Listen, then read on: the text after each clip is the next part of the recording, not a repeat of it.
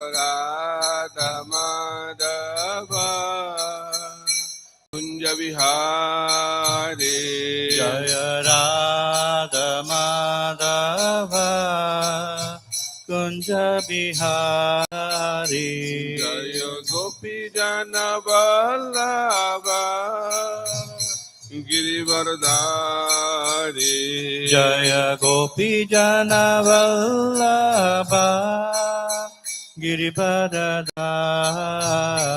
Jaya Gopi Jana Vallabha Girivardhari Jaya Gopi Jana Vallabha Girivardhari Yashodanandana Braja Jana Ranjana Yashodanandana Braja Jana Ranjana Yashodanandana Braja Jana Ranjana Yashodanandana Braja Jana Ranjana Jamuna Tera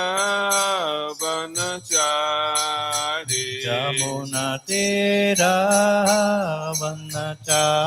Vanachari Jamuna Tera Vanachari Yamuna Tera Vanachari Jaya Radha Madhava Kunja Vihari Jaya Radha Madhava Kunja Bihari Jaya Radha Madhava Kunja Vihari Jaya Radha Madhava Kunja Bihari Jaya Gopi Jana Vallabha Girivardhari Jaya Gopi Jana Vallabha Girivardhari Jaya Gopi Jana Vallabha Girivardhari Jaya Gopi Jana Vallabha Girivardhari Jashodanandana Online. Braja Jana Ranjana Yashodanandana Braja Jana Ranjana Jashodanandana Braja Jana Ranjana Yashodanandana Braja Jana Ranjana Jamuna Tera Vanachari Yamuna Tera Vanachari Jamuna Tera Vanachari Yamuna Tera Vanachari Jaya Radha Madhava Kunja Vihari Jaya Radha Madhava Kunja Bihari Jaya Radha Madhava Kunja Vihari Jaya Radha Madhava Kunja Bihari Jaya Radha Madhav Jaya Radha Madhav Radha Madhav Jaya Radha Madhav Jaya Radha Madhav Jaya Radha Madhav Radha Madhav Jaya Radha Madhav Jaya Radha Shyam Sundar Radha Shyam Sundar Radhe Jaya Radha Shyama Sundar Radha Shyama Sundar Radhe Jaya Krishna Balaram Jaya Krishna Balaram Krishna Balaram Jaya Krishna Balaram Jaya Krishna Balaram Jaya Krishna Balaram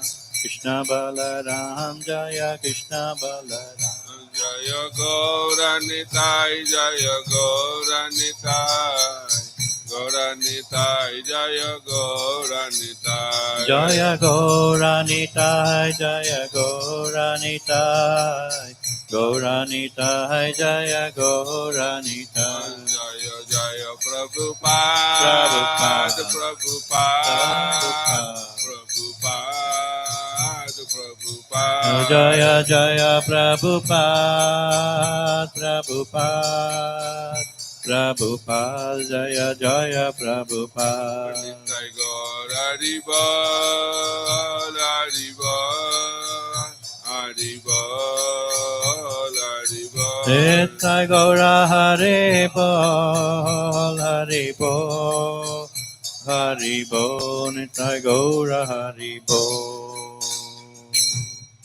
Jai Vishnupad Paramahamsa Parivrajagacharya Stattarasati Srimad Abhay Sharanaravinda Bhakti Vedanta Swami Srila Prabhupada ki ISKCON Beauty Founder Acharya Divine Grace Srila Prabhupada ki Jai Vishnupad Paramahamsa Parivrajagacharya Stattarasati Srimad Bhakti Siddhanta Saraswati Goswami Srila Prabhupada ki Ananta Kori Vaishnava Vrinda ki Shri Krishna Balaram ki Shri Gaur Nitai ki Grantharaj Srimad Bhagavatam ki Shri Naam Sankirtan ki Samaveta Gaura Bhakta Vrinda ki Nitai Gaur Premanande Hari Hari Bol. All Krishnadas Amuli Bodies, all Krishnadas Amuli Bodies, all Krishnadas Amuli Bodies, all glories, all glories, all glories to Guru and Gauranga, all glories to Srila Prabhupada ki jai. Om Jnanatimirandasya Jnananjana Salakaya Chakshurunmilitam Jena Tasmai Sri Gurave Namaha Sri Chaitanya Manobhishtam Sthapitam Jena Bhutale Swayam Rupa Kadamahyam Dadati Sha Padantikam Vandeham Sri Gura Sri Juta Padakamalang Sri Gurung Vaishnavangsha Sri Rupang Sagrajatam Sahagana Raghunatha Nitang Tang Sajivam Sadvaitam Shabadhutam Parijana Sahitam Krishna Chaitanya Devam Sri Radha Krishna Padan Sahagana Lalita Sri Vishakanitanksha Namong Vishnu Padaya Krishna Prasthaya Bhutale Srimate Bhakti Vedanta Swami Niti Namine Namaste Saraswate Deve Gauravani Pracharine Nirvishesha Shunnavadi Paschatya Deshatarine Vancha Kalpatarubhasya Kripa Sindhubha Evacha Patitanang Pavanebho Vaishnavebho Namo Namaha Namo Mahavadannaya Krishna Prema Pradayate Krishnaya Krishna Chaitanya Namne Gaudatishe Namaha He Krishna Karuna Sindhu Deenabandha Jagatpate Gopesha Gopika Kanta Radha Kanta Namastate Tapta Kanchana Gaurangi Radhe Vrindavaneshwari Vishabhanusate Devi Pranamami Hari Priye Jai Shri Krishna Chaitanya Prabhu Nityananda Shri Advaita Gadadhar Shivasadi Gaura Bhakta Vrinda Hare Krishna Krishna Krishna Hare Hare Hare Rama Rama Rama Hare Hare Om Namo Bhagavate Vasudevaya Om Namo Bhagavate Vasudevaya. Om Namo Bhagavate Vasudevaya Om Namo Bhagavate Vasudevaya. Om Namo Bhagavate Vasudevaya Om Namo Bhagavate Vasudevaya. Narayanang Namaskritya Narayanam Namaskritya Narang Chaiva Narottamam Naram Chaiva Narottamam Deving Sarasating Vyasang Devim Saraswatim Vyasam Tato Jaya Mudiraye Tato Jaya Mudiraye Nasta Prayeshu Abhadreshu Nashtaprayeshu Bhadreshu Nityang Bhagavata Sevaya Nityam Bhagavata Sevaya Bhagavati Uttama Sloke Bhagavati Uttama Shloke Bhaktir Bhavati Nashtaki Bhaktir Bhavati Naishtaki.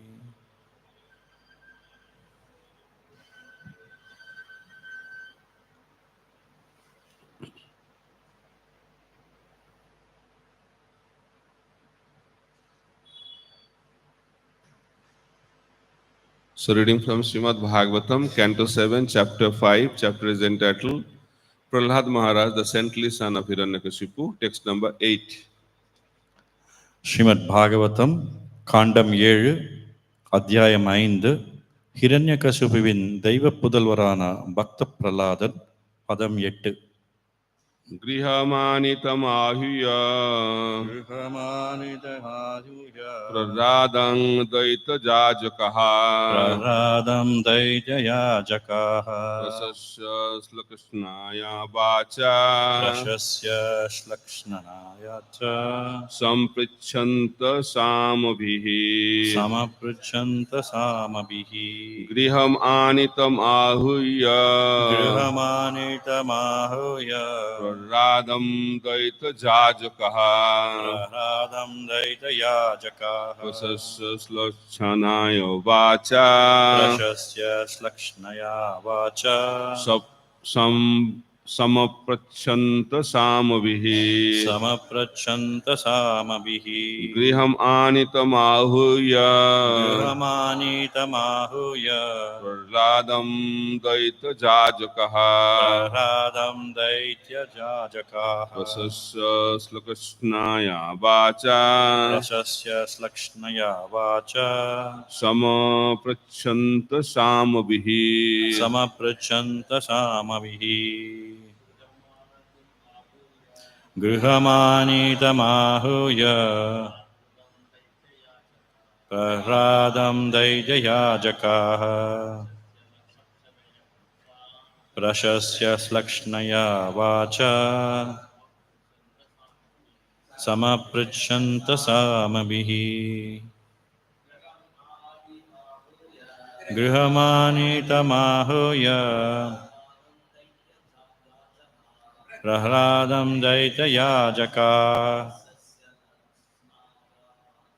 பிரசஸ்ய ஸ்லக்ஷ்ணயா வாச சமப்ருச்சந்த சாமபிः கிருஹமானிதமாஹூய பிரஹ்லாதம் தைத்யயாஜகாः பிரசஸ்ய ஸ்லக்ஷ்ணயா வாச சமப்ருச்சந்த சாமபிः Mataji's கிருஹமானிதமாஹூய பிரஹ்லாதம் தைத்யயாஜகாः பிரசஸ்ய ஸ்லக்ஷ்ணயா வாச சமப்ருச்சந்த சாமபிः translation and purport by His Divine Grace, A.C. Bhaktivedanta Swami Srila Prabhupada. Srila Prabhupada की जय. Translation. When Hiranyakashipu's servants brought the boy Prahlad back to the Gurukula, the place where the Brahmanas taught the boys, the priest of the demons, Shanda and Amarka, pacified him. With very mild voices and affectionate words, they inquired from him as follows.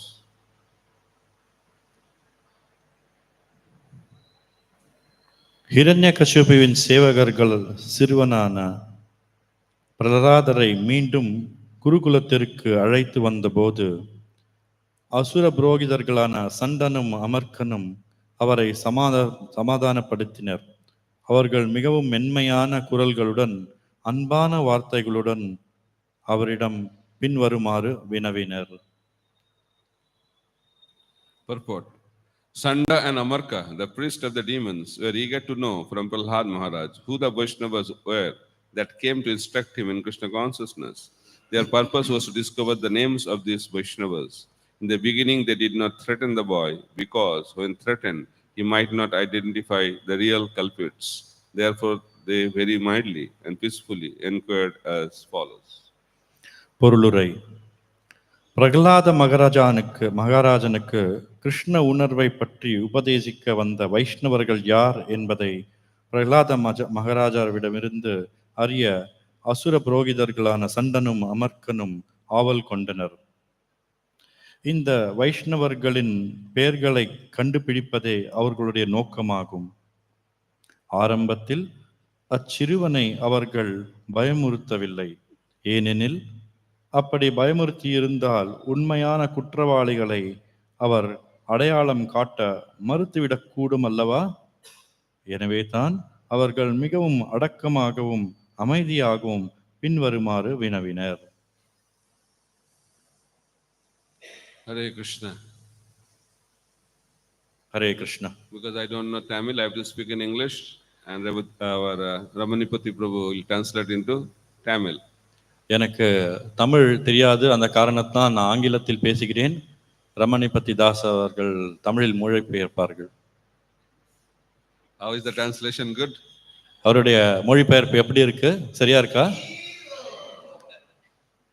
இதுதான் நான் முதல் முறை மொழிபெயர்ப்பு செய்கிறேன். This is the first time I am doing translation.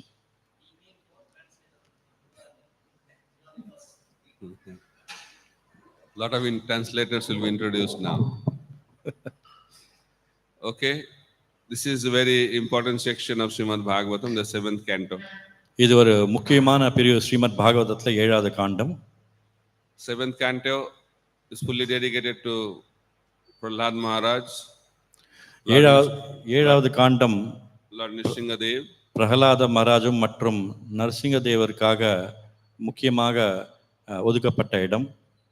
and also Hiranyakashipu. மற்றும் ஹிரண்யகசிபு அவர்களுக்காக. Hiranyakashipu and Prahlad both are very, very Krishna conscious. Hiranyakashipu மற்றும் பிரகலாத் மகாராஜா இருவருமே கிருஷ்ண உணர்வு மிகுந்தவர்கள். One is a demon and one is a devotee. ஒருவர் அரக்கன், மற்றொருவர் பக்தர். In order to be a great person, you need to be Krishna conscious. யார் ஒரு உயர்தரமான நிலையில் இருக்க வேண்டும் என்று விரும்புகிறார்களோ அவர்கள் கிருஷ்ண உணர்வில் இருக்க வேண்டும். In the Satyuga, demons are also Krishna conscious. சத்யயுகத்தில் அரக்கர்கள் கூட கிருஷ்ண உணர்வு மிக்கவர்களே. And Narad Muni explains in the 7th canto only. Narada முனி இந்த 7வது காண்டத்தில் இதை பற்றி விவரமாக எடுத்து சொல்கிறார். The intensity of Krishna consciousness of the demons is more than the intensity of Krishna consciousness of the devotees. அரக்கர்களுடைய Krishna உணர்வு மிகுந்த இன்டென்சிட்டினா என்ன, தாக்கம் மிகுந்ததாக இருக்கு பக்தர்களை விட. Why? ஏன்? Because out of fear, out of envy, we become more conscious. ஏனென்றால் பயத்தினாலும் பொறாமையினாலும் ஒருவருடைய கிருஷ்ண பக்தி தாக்கம் மிகுந்ததாக இருக்கிறது. Kamsa, as soon as he heard that he will be killed by the 8th child of Devaki, immediately he became Krishna conscious. Kamsan அவர் அவருடைய 8வது குழந்தை தன்னை கொல்லப்போகிறது என்று கேட்ட உடனேயே அவர் மிகுந்த கிருஷ்ண பக்தி உணர்வில் ஈடுபாடு ஜாஸ்தி ஆயிட்டது. Not out of love, but out of fear. அன்பின் காரணமாக இல்ல, பயத்தின் காரணமாக. But devotees become Krishna conscious out of love. ஆனால் பக்தர்கள் கிருஷ்ண உணர்வில் ஈடுபடுகிறார்கள் ஏனென்றால் அன்பின் காரணமாக. That's why in order to become devotee, we have to become Krishna conscious in a favorable way. So அதனால்தான் ஒருவர் கிருஷ்ண உணர்வில் ஈடுபட வேண்டும் என்றால் கிருஷ்ணருக்கு சாதகமாக நிலையில் பக்தி தொண்டை செய்ய வேண்டும். Remembering Krishna is the goal of our life. கிருஷ்ணரை ஞாபகப்படுத்தி கொண்டிருப்பதே நம்மளுடைய வாழ்க்கையின் குறிக்கோள். When we remember Krishna, we become pure. நாம் கிருஷ்ணரை நினைத்து கொண்டே இருந்தால் நாம் சுத்தம் அடைவோம். That is the power of Krishna consciousness. அதுதான் கிருஷ்ண உணர்வின் உண்மையான சக்தி. But when we are Krishna conscious in a favorable way, then we develop love for Krishna. நம் கிருஷ்ண பக்தியில் சாதகமாக நாம் சேவைகளை செய்யும்போது கிருஷ்ண பக்தியில் ஈடுபடுகிறோம், வளர்ச்சி அடைகிறோம், கிருஷ்ண பக்தியில் வளர்ச்சி அடைகிறோம். Demons cannot develop love for Krishna. அரக்கர்கள் கிருஷ்ண பக்தியில் அன்பை அதிகரிப்பதில்லை. How to talk about demons? Even the Mishra Bhaktas, they cannot also develop love for Krishna. மிஸ்ர பக்தர்கள் கூட இந்த அன்பு பரிமாற்றத்தை அவங்க வளர்ச்சி அடைய முடியாது. The Karmis, Gyanis, Yogis, they also cannot develop love for Krishna. Karmi, ஞானி, யோகிகள் இவர்கள் யாருமே கிருஷ்ண பக்தியின் வளர்ச்சியை அடைய முடியாது. Maximum they can attain 5 kinds of mukti. அதிகபட்சம் அவங்க வந்து 5 வகையான முக்தியை பெற முடியும். The Gyanis, they attain Sajujya Mukti. ஞானி வந்து சாயுஜ்ய முக்தியை அடைகிறார். Yogis and Mishra Bhaktas, they also attain Sajujya Mukti, and they can also attain 4 kinds of Vaikuntha Mukti. So யோகிகள் மற்றும் மிஸ்ர பக்தர்கள் சாயுஜ்ய முக்தி மற்றும் இதர 4 வகையான முக்திகளையும் அடைய முடியும். So here we are talking about Prahlad Maharaj. So இங்கே நாம் பிரகலாத் மகாராஜை பற்றி பேசிக்கொண்டிருக்கிறோம். Prahlad Maharaj is a Siddha, is a perfect devotee. Pralhad Maharaj ஒரு சித்தர், ஒரு பர்ஃபெக்ட் உன்னத பக்தர். There are 3 kinds of Siddha. 3 வகையான சித்தர்கள் இருக்கிறார்கள். Sadhana Siddha, Kripa Siddha, Nitya Siddha. சாதன சித்தா, கிருபா சித்தா மற்றும் நித்திய Siddha. Which category Prahlad falls in? Pralhad Maharaj எந்த வகையை சார்ந்தவர்? He is a combination of both, Sadhana Siddha and Nitya Siddha. அவர் வந்து 2 வகையை சார்ந்தவர்கள், சாதன சித்தா மற்றும் நித்திய Siddha. The symptoms he exhibited from his birth is a symptom of Nitya Siddha. So அவர் வந்து பலவிதமான அறிகுறிகளை நமக்கு எடுத்து காட்டியிருக்கிறார். அது வந்து நித்திய சித்தத்தை குறிக்கிறது. What is the symptom of Siddha? சித்தரின் அறிகுறி என்ன? Who remembers Krishna யார் always. யார் கிருஷ்ணரை எப்பொழுதுமே நினைத்து கொண்டிருக்கிறார்களோ அவர்கள். That is a symptom of a perfect devotee. இதுதான் ஒரு சுத்த பக்தனுடைய அறிகுறி. Clear? சரியா இருக்கிறதா? What is the symptom of a perfect devotee? ஒரு ஒரு உன்னதமான பக்தனுடைய அறிகுறி என்ன? Always remember Krishna. You should not speculate that, oh, he is a Suddha Bhakta. Why? Because he does not eat.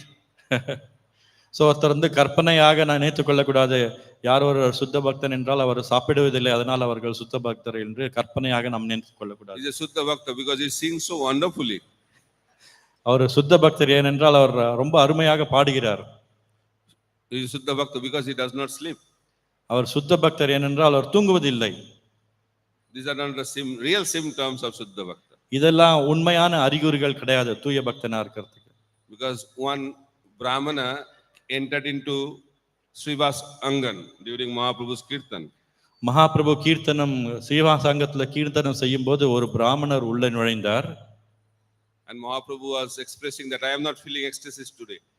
So Mahaprabhu சொன்னார், இன்னைக்கு அந்த பரவச நிலை எனக்கு வரவில்லை. I think some unauthorized person entered into the room. அங்கீகரிக்கப்படாத ஒரு நபர் உள்ளே நுழைந்திருக்கிறார். Then Srivas revealed that he allowed one austere Brahmana who lives on drinking milk. So அப்போ ஒரு ஸ்ரீவாஸ் தாக்கூர் வந்து சொன்னாரு, அங்கீகரிக்கப்படாத ஒரு பிராமணரை நான் வந்து உள்ள அனுமதி செய்து விட்டேன் என்று. Then Mahaprabhu revealed, this is not the qualification, drinking milk. பால் மட்டும் குடிச்சிட்டு இருக்காரு, அதனால அலோவ் பண்ணியிருக்காரு, அதுதான் அறிகுறி கிடையாது அப்படின்னு மகாபிரபு வந்து எடுத்து சொன்னார். So many people live on drinking milk. நிறைய பேர் வந்து பால் சாப்பிட்டே தன்னுடைய உயிரை தன்னுடைய வாழ்க்கையை வழிநடத்தி கொண்டிருக்கிறார்கள். He should be out of this place. So அந்த பிராமணர் இந்த இடத்தை விட்டு வெளியேற வேண்டும். Then when he was out, he was thinking, I was so fortunate, at least I could have darshan of Mahaprabhu for some time. So அவர் வெளியில இருந்தவொடனே நினைச்சாரு, நான் எத்தனை பாக்கியசாலி, எனக்கு அட்லீஸ்ட் மகாபிரபுடைய தர்சனம் கிடைத்தது அப்படின்னு. He was not reacting. That Brahmana did not react negatively. அந்த பிராமணர் வந்து தவறான வழியில எதுவுமே ரியாக்டிங்னா வெளிப்படுத்தவில்லை. He took in a very positive, humble way. So அவர் ரொம்ப பணிவான நிலையை இதை எடுத்துக்கொண்டார். And when he showed that symptom, immediately Mahaprabhu told Srivas, call him back, he is now qualified. So அப்படிப்பட்ட ஒரு அறிகுறியை வெளிப்படுத்தின உடனே மகாபிரபு வந்து ஸ்ரீவாசிடம் அந்த பிராமணரை மீண்டும் அழைத்து உள்ளே வா அப்படின்றார். Whole life drinking milk, not qualified. வாழ்க்கை முழுக்க பால் சாப்பிட்டு கொண்டே இருப்பது வந்து முக்கியமான ஒரு தகுதி கிடையாது. Humility, immediately qualified. ஹியூமிலிட்டி, பணிவு தான் உடனடியான ஒரு அறிகுறி and தகுதி. So in order to enter into the zone of mercy of Chaitanya Mahaprabhu, we have to exhibit the quality of humility. So Chaitanya மகாபிரபுடைய அந்த ஜோன், அந்த ஆன்மீக பகுதியை அடைய வேண்டும் என்றால் ஒருவர் தன்னுடைய பணிவை வெளிப்படுத்த வேண்டும். That's a basic qualification to receive the mercy of Chaitanya Mahaprabhu is exhibited or explained in the third verse of Sikkastakam. Trinadopi sunichena, tarorupi sahishnuna, amanina manadena, kirtaniya sadahari. When we come to this platform, that time devotional service really begins. இந்த அடிப்படை தகுதியான பணிவை நாம் வந்து சிஷ்டாஷ்டகத்தில் இருக்கிற 3வது பதத்துல திருநாதபி சுனிச்சேன தவரோரபி சகிஷ்ணுனா அமானின மானேன கீர்த்தனிய சதாஹரி என்ற அந்த ஸ்லோகத்தின் மூலமாக நமக்கு வந்து இந்த அடிப்படை தகுதி என்ன என்பதை வெளிக்காட்டுகிறார் Chaitanya Mahaprabhu. This is not the symptom of prema, this is a symptom of sadhana. இது வந்து பிரேம நிலையின் அறிகுறி கிடையாது, இது சாதன நிலையின் அறிகுறி. Sadhana bhakti really begins at this level. சாதன பக்தி இந்த நிலையிலிருந்து தான் ஆரம்பமாகிறது. When we become steady, யார் ஒருத்தர் நிலையான ஸ்டெடினா உறுதியான நிலையை அடைகிறது. uninterrupted devotional service. எந்த வகையான கலங்கம் இல்லாத நிரந்தரமான பக்தியை செய்து கொண்டிருப்பது. Okay. சரியா? கீர்த்தனிய சதா ஹரி. கீர்த்தனிய சதா ஹரி, எப்பயுமே பகவானை நினைத்து கொண்டே இருப்பது.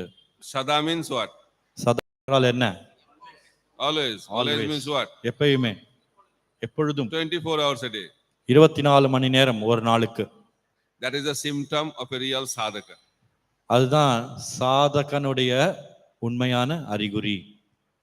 Mahaprabhu also explained the symptom of Madhyamadikari who chants the holy name 24 hours a day.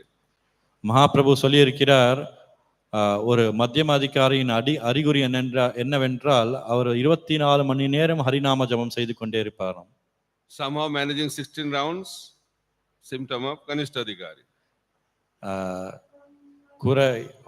எப்படியாவது 16 மாலை மட்டும் ஜபம் செய்வது கனிஷ்ட அதிகாரியுடைய அறிகுறி. We should not be thinking, oh, Kanishta is also very high platform. So கனிஷ்ட அதிகாரின்னா ரொம்ப தாழ்ந்த நிலை நினைச்சுக்க வேண்டாம். கனிஷ்ட அதிகாரியோட ஒரு ஒரு அதுவும் உயர்ந்த நிலை தான். Because he is performing pure devotional service. என்ன அவர் வந்து சுத்த பக்தியை கடைபிடித்துக் கொண்டிருக்கிறார். What is Suddha Bhakti? சுத்த பக்தி என்றால் என்ன? No material desire. எந்த விதமான பௌதிக ஆசையும் இல்லாமல் இருப்பது. Anyabhilasita sunyam jnana karmadi anabritam anukulyana krishna nusilanam bhaktiruttama. This verse explains what is Suddha Bhakti. So இந்த ஸ்லோகம் வந்து சுத்த பக்தி என்றால் என்ன என்பதை எடுத்து சொல்கிறது. அன்யாபிலாஷித சூன்யம் ஞான கர்மா தியானாவிரதம் ஆனுகூல்யேன கிருஷ்ணானு சீலனம் பக்தி உத்தமா. This is the key verse, most important verse. இது மிக மிக முக்கியமான ஒரு ஸ்லோகம். Sometimes people think, oh, we are sadhakas, then we can have material enjoyment. So சில சமயம் வந்து நம்ம நினைச்சிட்டு இருப்போம், நம்மளாம் சாதகர்கள், அதனால நம்ம வந்து பௌதிக ஆசைகள் வைத்துக் கொள்ளலாம் என்று. Sadhaka may have material desires, but they don't enjoy those material desires. So சாதகர்கள் வந்து பௌதிக ஆசை கொண்டவர்களா இருக்கலாம், அதை வந்து அனுபவிக்க மாட்டார்கள். If someone wants to enjoy the material desires, then he is a karma mishra bhakta. யாராவது இந்த பௌதிக ஆசைகளை அனுபவிக்க வேண்டும் என்ற எண்ணம் கொண்டிருந்தார், அவர்கள் வந்து கர்ம மிஸ்ர பக்தர்கள் ஆகுவார்கள். He is not a sadhaka of Suddha Bhakti. அவர் வந்து சுத்த பக்தியில் சாதகனாக விளங்குவதில்லை. You should be very, very clear on that. So நம்ம வந்து ரொம்ப ஆ, தெளிவாக புரிந்து கொள்ள வேண்டும் இதை. Sadhaka and Suddha, Sadhaka and Siddha, both are Suddha. சாதகா மற்றும் சித்தர்கள் இரண்டுமே தூய்மையானவர்கள். What's the difference? என்ன வித்தியாசம்? Example is given, green mango and ripened mango. உதாரணம் சொல்லப்பட்டிருக்கிறது, காயான மாங்காய் அண்ட் மாம்பழம், பழுத்த பழம். Both are mangoes. இரண்டுமே மாம்பழங்கள் தான். ஒன்று வந்து காய், இன்னொன்று பழம். But there is a difference. ஆனா அதுல வித்தியாசம் இருக்கு. ரெண்டும் ஒன்று தான், ஆனா வித்தியாசமும் இருக்கு. Which mango is better? எந்த மாம்பழம் சிறந்தது? எது பழுத்து இருக்கோ அது சிறந்தது. Very good. Sadhaka, he has anarthas. சாதகர்களுக்கு அனர்த்தங்கள் இருக்கிறது. That's why he's green mango. அதனால தான் அவர் வந்து பச்சை மாங்காய். Siddha has no anarthas. சித்தர்களுக்கு வந்து அனர்த்தங்கள் எதுவும் கிடையாது. That's why he is ripe mango. அதனால தான் அவர் பழுத்த பழமாக இருக்கிறார். But sadhaka does not nourish or does not enjoy the anarthas. சாதகர்கள் வந்து அவர்களுடைய அந்த அனர்த்தங்களை அனுபவிப்பதில்லை. They want to be out of this anarthas. So அவங்க வந்து இந்த அனர்த்தங்களிலிருந்து வெளியில் வர வேண்டும் என்று முயற்சி செய்து That is கொண்டிருக்கிறார்கள். the purpose of sadhana bhakti, to get rid of our anarthas, anartha nibriti. So சாதன பக்தியுடைய முக்கிய குறிக்கோள் என்ன அப்படின்னா இந்த அனர்த்தங்களிலிருந்து வெளியில் வருவது, அனர்த்த நிவிருத்தி. But if we think no more anartha nibriti now, we'll do anartha nibriti later on, then you are out of the platform of Suddha Bhakti. So இல்லை நான் வந்து அனர்த்த நிவிருத்தியிலேருந்து வெளியில அப்புறமா வரேன், இப்போதைக்கு நான் அனர்த்த நிவிருத்தியிலே இருக்கேன் அப்படின்னு நினைச்சிட்டு இருந்தா அது வந்து சாதன பக்தி கிடையாது, சுத்த பக்தி கிடையாது. கிளியரான்னு கேட்கிறார். தெளிவா இருக்கா? That's why Chaitanya Mahaprabhu explains, Chaitanya Charitamrita explains, Krishna Bhakta Niskam Atev Santa, Bhukti Mukti Siddhi Kami Sakali Asanta.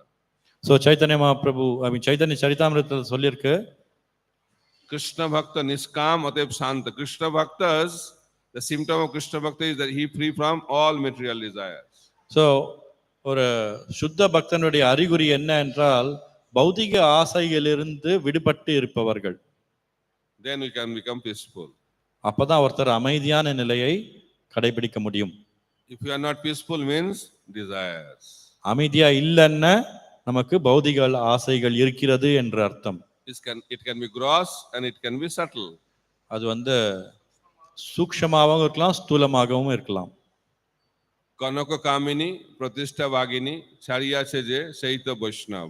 Srila Bhakti Siddhanta Saraswati Thakur Prabhupada said we have to give up only 3 things. So பக்தி சித்தாந்த சரஸ்வதி தாக்கூர் சொல்றார், 3 விஷயங்களை நாம் விட்டுவிட வேண்டும். Begins with Kanaka, money. எதுல ஆரம்பிக்கிறது? செல்வத்தில் ஆரம்பிக்கிறது. Most of the people are caught in this. நிறைய பேர் வந்து இதுல வந்து பந்தப்படுத்தி இருக்கிறார்கள், மாட்டிக்கொண்டிருக்காங்க. Kali Yuga people are very attached. கலியுகத்துல எல்லாரும் இந்த பணத்தின் மேல் பந்தப்பட்டு இருக்கிறார்கள். Then second level is Kamini. இரண்டாவது விஷயம் என்னன்னா காமினி, sex desire. காமினி என்றால் உடலுறவு சம்பந்தப்பட்ட ஆசைகள். More subtle. அதோட இன்னும் ஸ்தூலமான விஷயம், much more powerful than Kanaka. அது வந்து கணக்காவை விட, கணக்கான பணத்தை விட இன்னும் சக்தி வாய்ந்தது எது? இந்த காம இச்சை. Then more subtle and more powerful is Pratishtha, desire for respect. அதை விட இன்னும் சக்தி வாய்ந்தது ஸ்தூலமானது என்ன அப்படின்னா, சூக்ஷ்மமானது என்ன அப்படின்னா மரியாதை கூடிய ஆசைகள். எல்லாரும் நம்மளுக்கு மரியாதை வைக்கணும் அப்படின்ற ஆசை. குரு பாவா. That is the problem. அதுதான் முக்கியமான பிரச்சனை. And that is the last snare of Maya. அதுதான் மாயையுடைய கடைசி தாக்கம். At the beginning we think we are Guru, then after that we become Bhagavan. ஆரம்பத்துல நம்ம குரு நினைச்சிட்டு இருப்போம், நாளடைவில் வந்து நாம தான் பகவான் அப்படின்ற எண்ணம் வரக்கூடும். In Kali Yuga, people search out for God. They think searching God is very difficult, but to become God is easy. கலியுகத்துல வந்து பகவானை தேடி செல்வது மிக மிக கடினமான விஷயமாக இருக்கிறது. ஆனால் ஒருவர் பகவான் ஆகுவது ரொம்ப எளிமையாக இருக்கிறது என்று நமக்கு இந்த கலியுகத்துல அந்த மாதிரி தெரிகிறது. That's why we should not be caught up in that. அதனால் இதில் நாம் மாட்டிக்கொள்ளக்கூடாது. We should be always servant. நம்ம எப்பயுமே சேவகனாக இருக்க வேண்டும். That's why Prabhupada has introduced a system of changing name with the title also. அதனால தான் பிரபுபாதர் வந்து ஒரு முக்கியமான ஒரு சிஸ்டம் நம்ம பேரை கூட மாத்திடுறாரு. தாசன் அப்படின்ற ஒரு இது. Krishna Balaram Das. Krishna Balram Das. One devotee got initiated. ஒரு பக்தர் வந்து தீட்சை வாங்கினார். So by that, Prabhupada wants to establish that we should always remember we are the servant of Krishna Balaram. So அந்த முறையின் மூலமாக பிரபுபாதர் நமக்கு என்ன எடுத்து சொல்றாருன்னா, நம்ம எப்பயுமே பகவானுடைய சேவகர்கள் என்பதை ஞாபகம் ஊட்டக்கூடியதாக இருக்க வேண்டும். But other devotees address him as Krishna Balaram Prabhu. மற்ற பக்தர்கள் அவரை கிருஷ்ண பலராம் பிரபு என்று கூற தொடங்கினார்கள். And we hear that he hears that regularly. அது வந்து அவர் எப்பயுமே கேட்டுக்கொண்டிருக்கிறார். And there is some effect of hearing. So அந்த கேட்பதன் காரணமாக அதுக்கு ஒரு விளைவு ஏற்படுகிறது. And when you hear same thing again and again, we start believing in that. So ஒரே விஷயத்தை மீண்டும் மீண்டும் கேட்பதன் மூலமாக அதன் மேல் உள்ள நம்பிக்கை ஜாஸ்தியாகிறது, அதிகமாகிறது. Then Krishna Balaram Das started thinking, now I have become Krishna Balaram Prabhu. So Krishna Balram Das என்பவர் நான் கிருஷ்ண பலராம் பிரபு ஆகிவிட்டேன் என்று எண்ண தொடங்கிவிட்டார். First name was given by Guru. முதல் முறை அவருடைய திருநாமம் குருவின் ஆன்மீக குருவால் கொடுக்கப்பட்டிருந்தது. And second name was given by him. அதாவது இரண்டாவது பேர் வந்து அவர் தானே வைத்துக் கொண்டார். And we hear also, if you call some devotee, he said, I am Krishna Balaram Prabhu speaking. சில பேர் சொல்லும் பொழுது நான் வந்து கிருஷ்ண பலராம் பிரபு பேசிக் கொண்டிருக்கிறேன் அப்படின்னு சொல்லுவாங்க, தன்னை அறிமுகப்படுத்துறது. Some may do it knowingly, some may do it unknowingly, but it is done. சில பேர் தெரிந்து கொண்டே செய்கிறார்கள், சில பேர் தெரியாமல் செய்து கொண்டிருக்கிறார்கள். ஆனா இது அன்றாட வாழ்க்கையில் நடந்து கொண்டிருக்கிறது. This is the power of material energy. So இதுதான் பௌதிக சக்தியின் முக்கியமான ஒரு சக்தி. Then that Prabhu start thinking, why to be always with the platform of Prabhu? So அவர் யோசித்தார், சும்மா பிரபு என்ற நிலையிலேயே ஏன் இருக்க வேண்டும்? In ISKCON everything is Maha, Maharina, Mahabig Book, Mahaprasad. So why only Prabhu? I should become Mahaprabhu. So இஸ்கான்ல வந்து எல்லாமே ஒரு மகா அப்படிங்கிறத ஆட் பண்றோம். அதனால மகா ஹரிநாம், மகா பிரசாதம். ஸோ பிரபுலேருந்து நான் மகாபிரபு ஆக வேண்டும் என்ற எண்ணம் துவங்குகிறது. Perfect stage. உன்னதமான நிலை. I have attained the perfection in my spiritual journey. Hari bol. Hari Hari pole.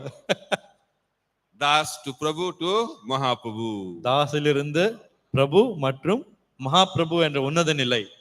And Prabhupada says this kind of guru and devotee along with his followers will go to lower planetary system. So Prabhupad சொல்றாரு, இப்படிப்பட்ட பக்தர்கள் வந்து நாளடைவில் ஒரு தாழ்ந்த நிலையான கீழ்நிலையில் இருக்கிற லோகத்துக்கு செல்வார், தாழ்ந்த லோகத்துக்கு செல்வார். Gaur Krishna Das Babaji Maharaj, Kaur Kishore Das Babaji Maharaj, he instructed his only disciple, அவர் அவருடைய ஒரே சிஷ்யருக்கு உபதேசம் செய்தார். Srila Bhakti Siddhanta Saraswati Thakur Prabhupada. Srila பக்தி சித்தாந்த சரஸ்வதி பிரபுபாத் அவர்களுக்கு First he said, never make any disciple. அவர் முதல்ல கொடுத்த உபதேசம் என்னன்னா, யார் எந்த சிஷ்யரையும் ஏற்றுக்கொள்ளாதே. Number 2, don't go to Calcutta. Calcutta நகரத்துக்கு செல்லாதே. And third one I forgot. Third one மூன்றாவது மறந்து விட்டேன். is that don't, I forgot the third one, sorry. மூன்றாவது மறந்து போய்விட்டது, மன்னிக்கவும். So he said, I followed these 3 instructions. So பக்தி சித்தாந்த சரஸ்வதி கூறினார், இந்த மூன்று விஷயத்தையும் நான் கடைபிடித்தேன். But he had thousands of disciples. But ஆனால் அவருக்கு ஆயிரக்கணக்கான சிஷ்யர்கள் இருந்தார். And his headquarters was in Calcutta. அவருடைய தலை ஹெட் குவார்ட்டர்ஸ் தலைநகரம் வந்து கல்கட்டாவாக இருந்தது. He explained, I never made any disciple. He said, I never made any ஆனா அவர் disciple. சொன்னாரு, நான் யாரையும் சிஷ்யனை ஏற்றுக்கொள்ளவில்லை. And he said, they are not my disciples. அவர்கள் என்னுடைய சிஷ்யர்கள் கிடையாது. They are the representative of my guru and I am their servant. அவர்கள் வந்து என்னுடைய குருவுடைய பிரதிநிதிகள், நான் அவர்களுடைய சேவகர்கள். சேவகன். And when disciple used to offer obeisances to him, he said, Daso Osmi, I am your servant. So அவருடைய சிஷ்யர்கள் அவருக்கு நமஸ்காரம் செய்யும் போது உடனே இவர் வந்து தாசோஸ்மி என்று சொல்வார். தாசோஸ்மி என்றால் நான் உங்களுடைய சேவகன் என்று அர்த்தம். That is the position of a pure Vaishnava. அதுதான் தூய பக்தனுடைய தூய வைஷ்ணவனுடைய நிலை. And that is the position of a real guru. அதுதான் உண்மையான ஆன்மீக குருவுடைய நிலை. Prabhupada used to say, if some guru thinks I am God, then he is opposite of that. யார் ஒருத்தர் வந்து நான் தான் பகவான் என்று நினைக்கிறார்களோ அவர்கள் அதற்கு எதிர்மறையாக இருப்பார்கள்.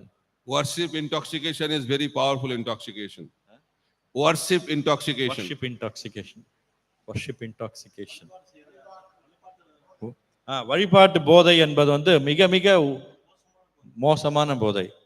And when you get it regularly, you become more and more intoxicated and become addicted to it. நம்ம வந்து ரெகுலரா அது நம்மளுக்கு வந்துட்டே இருக்கும்போது நம்ம அந்த போதையில இன்னும் முழுகி இருக்கும். That is the most powerful anartha. அது வந்து அனர்த்தங்களிலேயே மிக மிக சக்தி வாய்ந்தது. Prabhupada said guru means he is a peon. Peon. குரு என்றால் அவர் ஒரு ஆபீஸ்ல இருக்கிற பியோன். பியோன்னா சேவகன். He just delivers the message of God. அவர் வந்து பகவானுடைய உபதேசங்களை எடுத்து சொல்கிறார். He has no other business. அவருக்கு வேற எந்த நோக்கமும் கிடையாது. And if he enters into worship business, finished. அவர் வந்து வழிபடுதல் என்ற அந்த குறிக்கோளாக வைத்துக் கொண்டிருந்தால் அவருக்கு வந்து வேற வழியே இல்லை அவருக்கு. And other instruction was that he don't go to Calcutta. இன்னொரு உபதேசம் என்னன்னா கல்கட்டா நகரத்துக்கு செல்லாதே. He said, I never went to Calcutta. I always was in Bagh Bazaar Gaudiya Math. So which is transcendental. So பக்தி சித்தாந்த சரஸ்வதி சொன்னாரு, நான் கல்கட்டாக்கெல்லாம் போல, நான் பாக் பஜார்ல இருக்கிற இந்த கௌடிய மடத்துக்கு தான் சென்றேன். அது வந்து உன்னத திவ்யமான இடம், அது பௌதிக உலகத்தை சார்ந்தது கிடையாது என்று. So how long the class? எத்தனை நேரம் வரைக்கும் இந்த வகுப்பு? 9 o'clock. Okay, we have some more time. Then we should have time question answer. Yeah. Prahlad is the subject matter. Prahlad தான் நம்மளோட முக்கியமான விஷயம் இன்றைக்கு. Because you cannot talk about Prahlad in one class. Prahlad மகாராஜை பற்றி ஒரு வகுப்பில் நம்மால் பேச முடியாது. He is endowed with unlimited qualities. அவருக்கு வந்து அனந்தமான குணங்கள் இருக்கிறது, எண்ணில் அடங்காத குணங்கள் இருக்கிறது. But Prahlad is famous for smaranam. Prahlad வந்து ஞாபகம் வச்சுக்கிறதுல ரொம்ப மிகச் சிறந்தவர். He was always remembering the Lord. அவர் எப்பயுமே பகவானை நினைத்து கொண்டே இருந்தார். That's why he was always fearless.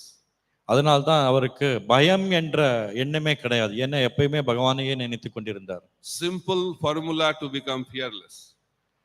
ஒரு சிம்பிள் ஃபார்முலா என்னன்னா, எளிமையான ஃபார்முலா என்னன்னா, நம்ம வந்து பகவானையே நினைத்து கொண்டு வேண்டும். அப்பதான் பயம் இல்லாம இருக்க முடியும். When we remember Krishna, we become fearless. நம்ம பகவானை நினைத்து கொண்டிருந்தால் நமக்கு பயம் என்ற எண்ணமே இருக்காது. And if you don't remember Krishna, we will become fearful. நாம் பகவானை நினைத்து கொள்ளவில்லை என்றால் நமக்கு பயம் அதிகமாகிவிடும்.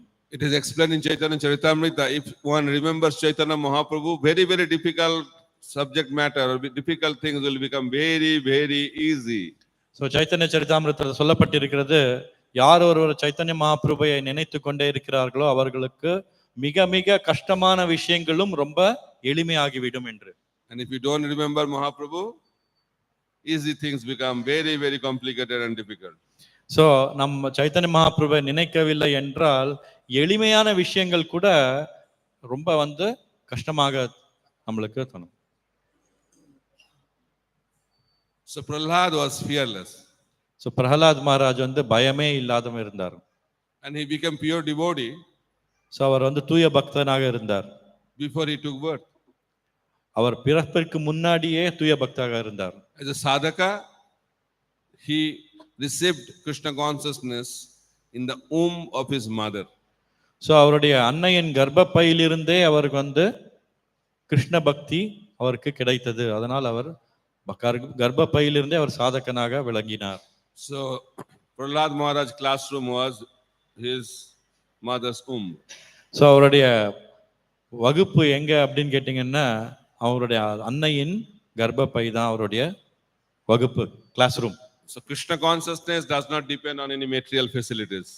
ஸோ கிருஷ்ண உணர்வு என்பது வந்து ஒரு பௌதிக நிலையை சார்ந்தது கிடையாது. Even in the womb, you can become Krishna conscious.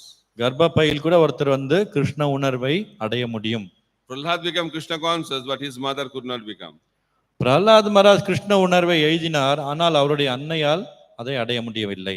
Why? ஏன்? Prahlad was hearing, பிரஹ்லாத் வந்து கேட்டுக்கொண்டே இருந்தார், இருந்து கொண்டிருந்தது. but his mother was dozing. அவருடைய அன்னை வந்து தூங்கி வழிந்து கொண்டிருந்தார். So in order to be a pure devotee, we have to be awake.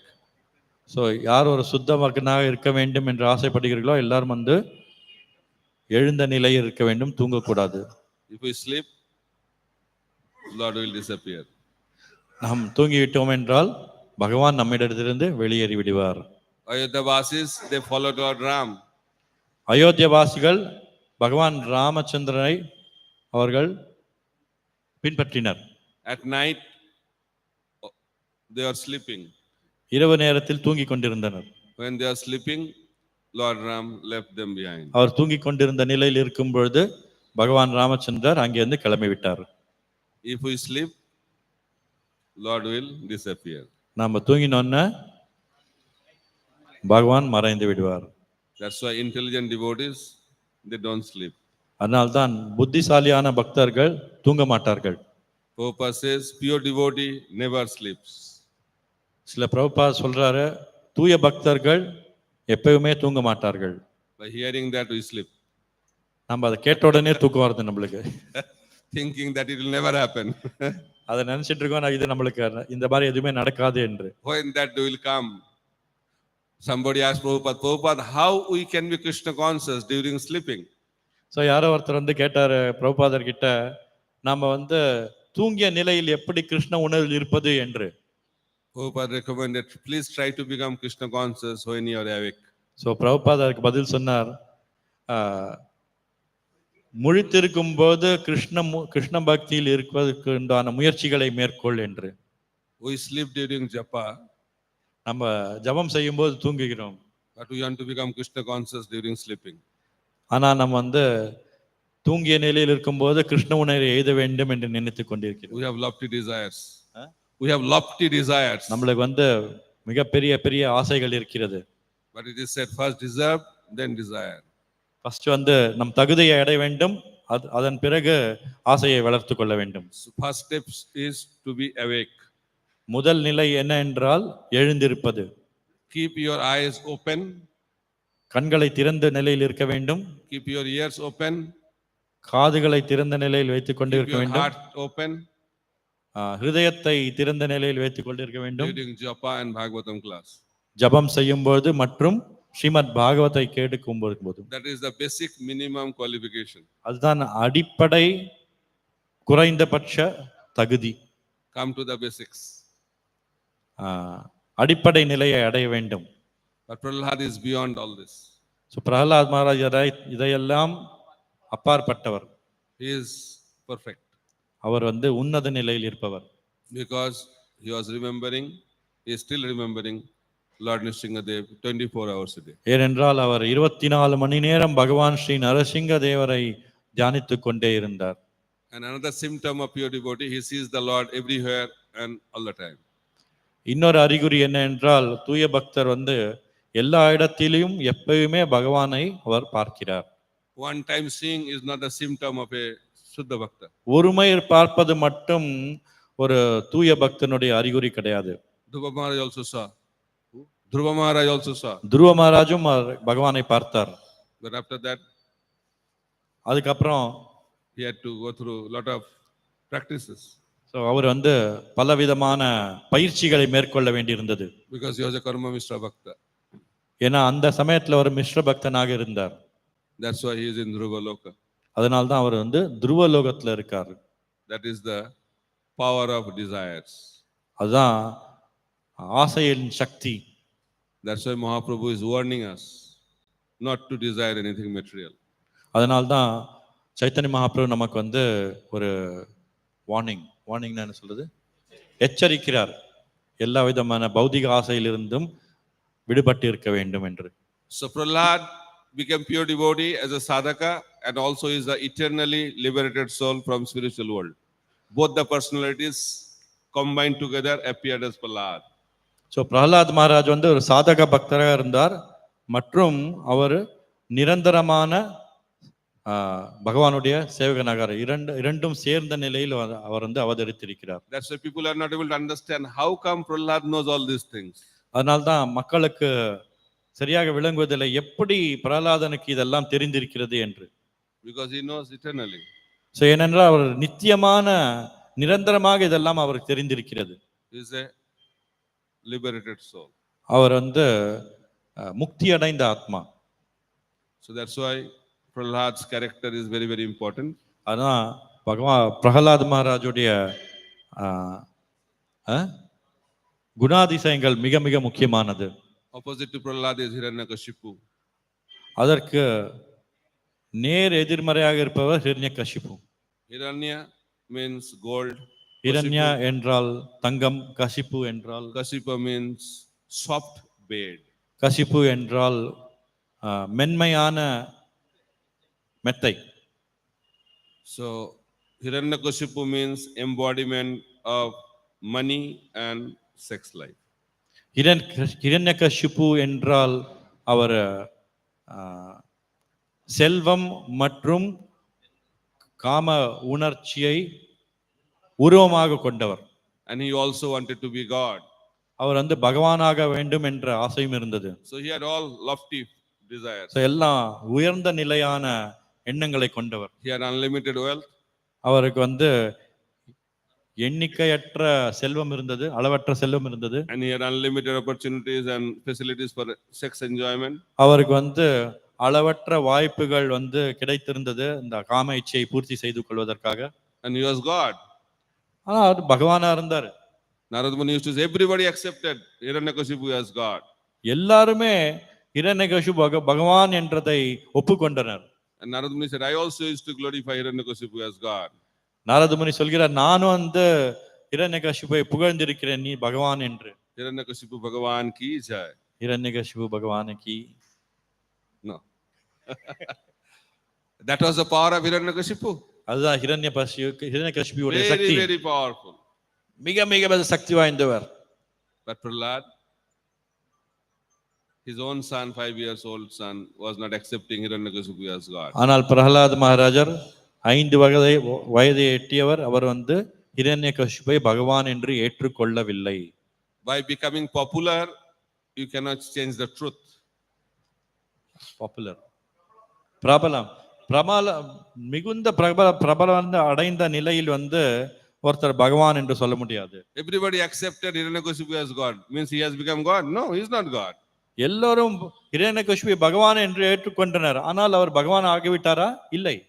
One cannot become God by voting, no? Yeah, we voted him as God. எல்லாரும் வந்து ஓட்டுரிமை ஓட்டு போட்டு நீதான் பகவான் என்று சொல்கிற, அப்படிலாம் பகவான் ஆக முடியாது. God is God, whether you accept him or don't accept him, he is always God. நீங்க ஏற்றுக்கொண்டாலும் ஏற்றுக்கொள்ளவில்லை என்றாலும் பகவான் பகவான் தான். Hiranyakashipu is never God. Hiranyakashipu எப்பயுமே பகவானாக இருந்ததில்லை. Even if the whole world accept him, doesn't matter. உலகம் முழுக்க அதை ஏற்றுக்கொண்டாலும் அதை பற்றி நாம் பொருட்படுத்தக்கூடாது. That's why we live on truth. அதனால்தான் நம் உண்மையில் நிலைத்திருக்க வேண்டும். Not on popularity intoxication. போதையான நிலையில் மற்றும் பிரபலம் அடைந்த நிலையை நாம் ஏற்றுக்கொள்ளக்கூடாது. Prabhupada used to say, what is the use of so many nonsense stars?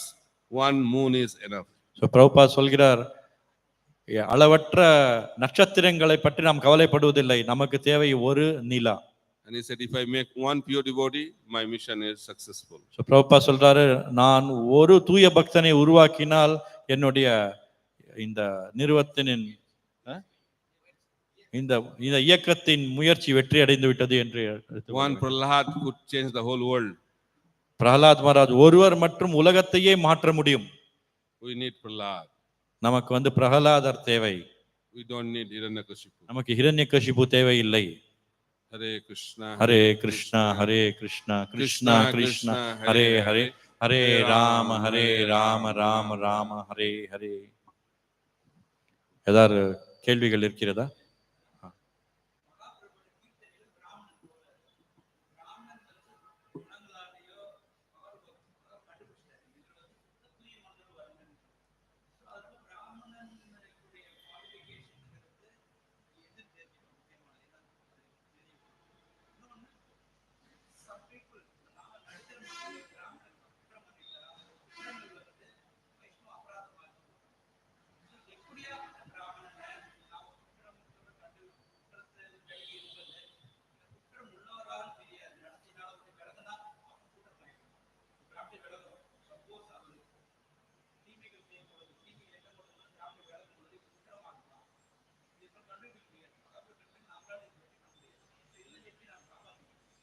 So he has two questions.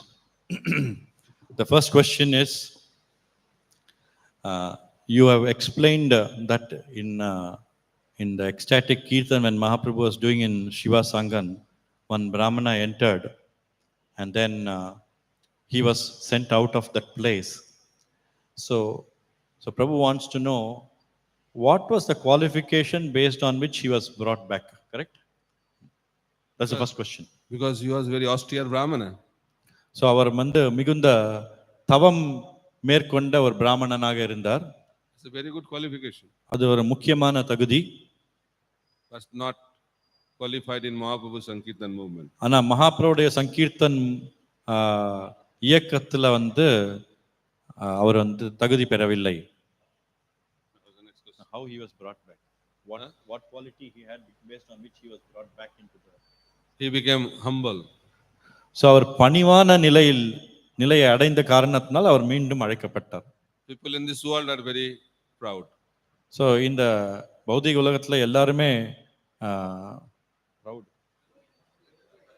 தற்பெருமை ஜாஸ்தியா நினைச்சிட்டு இருக்காங்க. அதனால அவர் பணிவா அதை ஏற்றுக்கொண்டார். அதன் காரணமாக மகாபிரபு மீண்டும் அவரை... Material qualification make us proud. பௌதிக தகுதிகள் எல்லாம் நம்ம தற்பெருமை வளர்த்தக்கூடிய நிலையை நமக்கு அழைத்து செல்லும். Brahmana is the qualification of this material world. இந்த பௌதிக உலகத்துடைய தகுதி தான் பிராமணன். Brahmana means sattva-guna. பிராமணா என்றால் சத்வகுணா, mode of goodness. And that is part of material nature. அது பௌதிக இயற்கையுடைய ஒரு அம்சம். For a material calculation he is topmost. ஆனா பௌதிக கண்ணோட்டத்துல பார்த்தோம்னா அது உயர்ந்த நிலை. But Mahaprabhu Sankirtan movement is spiritual movement. மகாபிரபுடைய சங்கீர்த்தன இயக்கம் ஆன்மீக இயக்கம். For that you need spiritual qualification. அதுக்கு நம்ம ஆன்மீக குணாதிசயங்கள் அவசியமாக இருக்கிறது. First qualification is that he should feel unqualified. முதல் தகுதி என்றால் எனக்கு தகுதி இல்லை என்ற எண்ணம் வர வேண்டும். அதுதான் முதல் தகுதி. That is the symptom of humility. அதுதான் பணிவான நிலையுடைய அறிகுறி. Then you are qualified. அந்த மாதிரி அறிகுறி இருந்ததுன்னா உங்களுக்கு தகுதி இருக்கிறது என்ற அர்த்தம். So Mahaprabhu tested that Brahmana. So Mahaprabhu அந்த பிராமணனை ஒரு பரிசோதனை செய்து பார்த்தார், சோதனை செய்து பார்த்தார். And he passed that test. அந்த பிராமணர் அந்த சோதனையில் வெற்றி பெற்றார். Because he was a devotee Brahmana. ஏனென்றால் அவர் பக்தர் பிராமணனாக இருந்தார். Hare Krishna. Hare Krishna. So he has another question, right? No. Right. Yes, bro.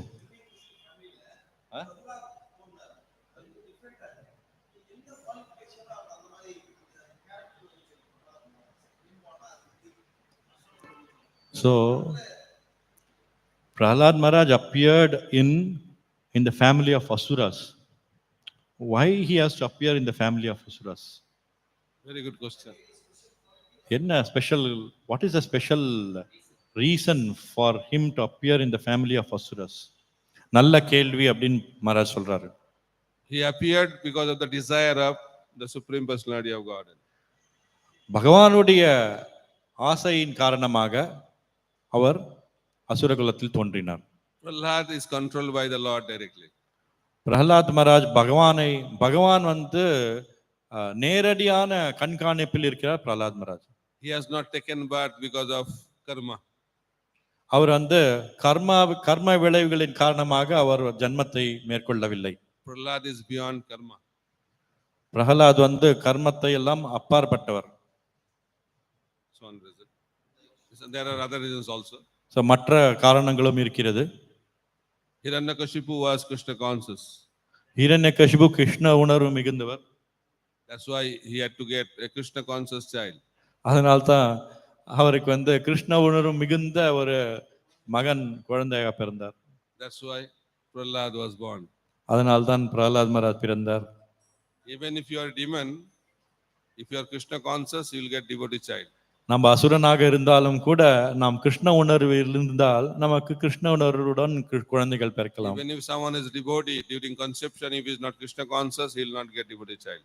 Even if someone is not Krishna conscious during conception, even if they are devotees, they will not get devotee child. So யார் ஒருத்தர் பக்தராக இல்லை என்றால், கிருஷ்ண உணர்வில் இல்லை என்றால் அவர்களுக்கு கிருஷ்ண உணர்வுடன் குழந்தைகள் பிறக்க முடியாது. Consciousness matters. உணர்வு முக்கியமானது. Not the external dress. வெளி தோற்றம் முக்கியமானது கிடையாது, நம்மளுடைய உணர்வு ரொம்ப முக்கியமானது. பிரபு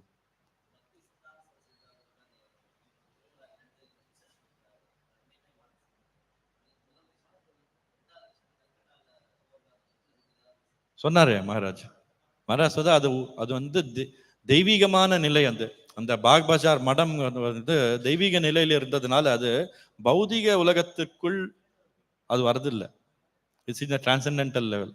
so he asked the second reason, second instruction given by Bhakti Siddhanta Saraswati Thakur, given to Bhakti Siddhanta Saraswati Thakur. Third was he said never interact with worldly people. மூணாவது என்ன அப்படின்னா, பௌதிக ஆசைகள் மிகுந்தவர்களிடம் பேசக்கூடாது அப்படின்றார். And he interacted with all kinds of worldly people. ஆனா அவர் எல்லா விதமான பௌதிக ஆசைகள் மிகுந்தவர்களுடன் தான் அவர் சம்பந்தம் வைத்துக் கொண்டிருந்தார். What's his question? No, his question was answered. No, he asked what is the reason for that in Calcutta. Then I said he was in Bagh Bazar Mutt, that is beyond the material world. So I just answered. And Calcutta is Kali's headquarter. Calcutta கலியுடைய தலைநகரம். Kalikata.